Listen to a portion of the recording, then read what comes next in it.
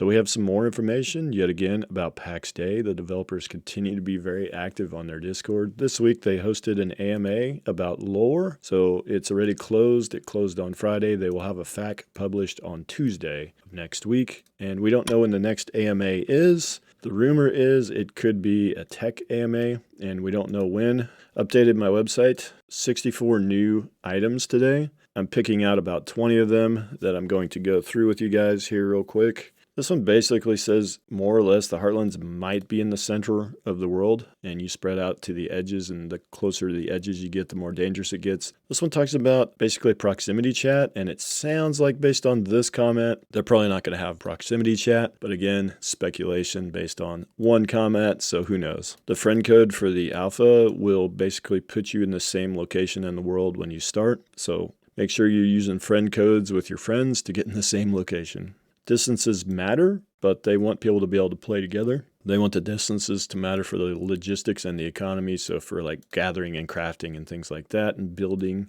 but they want people to be able to play together. So maybe there'll be some fast travel for players that don't have materials and things in their inventory. A little bit of talking about Plex here. Some people have varying opinions of what Plex is. This is Amaranth's. I'll let you guys pause and read this. This is his thoughts on Plex. Again, not confirmation that they'll have any type of system like that in the game. It's just his thoughts on Plex and how it worked in EVE.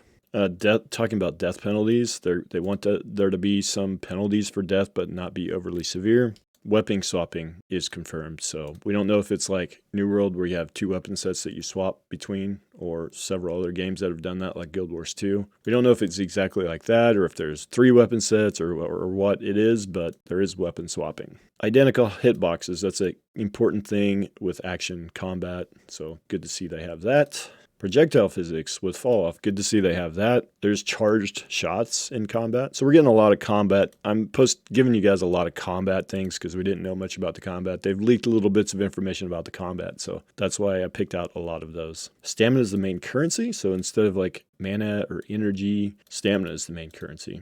Gear is the main source of abilities and spells. We kind of already knew this. It's not a class-based game. It's your class is determined by what gear you wear, basically. Similar to New World.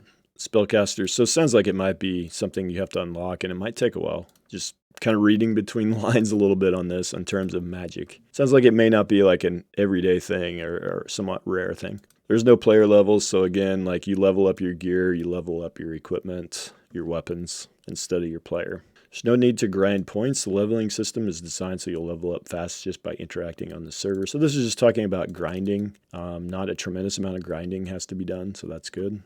But you may have to grind the dungeons, so they've talked about the dungeons and having to do them multiple times, so we may be grinding those dungeons a little bit. And that's not uncommon in any MMO to have to grind a dungeon. Friendly interactions with a number of entities, so you could read between the lines a little bit and assume like maybe there's like reputation grinds or things like that, but who knows what that actually means.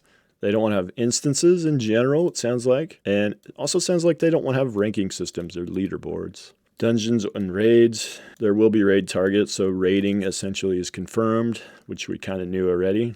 General comment from Amaranth, so take this as you will, but he prefers smaller scale engagements. That doesn't confirm that they're going to not have large-scale engagements in Pax Dei. That's just what he personally prefers. So we'll see on that. Player collision in PvP areas, and later on in this, he says that in PvE areas, player collision is disabled. So I like both of those decisions. So both of those are good. So anyways, guys, that's just the most important things I could pick out from the 64 updates I did to the website today. Go check out the website if you want to see all the details. And eventually I'm going to redo the Everything Known because it's already kind of obsolete at this point. But if you check out the Everything Known and my 2 updates I've done since then for Pax Dei, you'll be pretty much up to date with the major stuff. So anyways, guys, I'll see you in the next video. Thanks.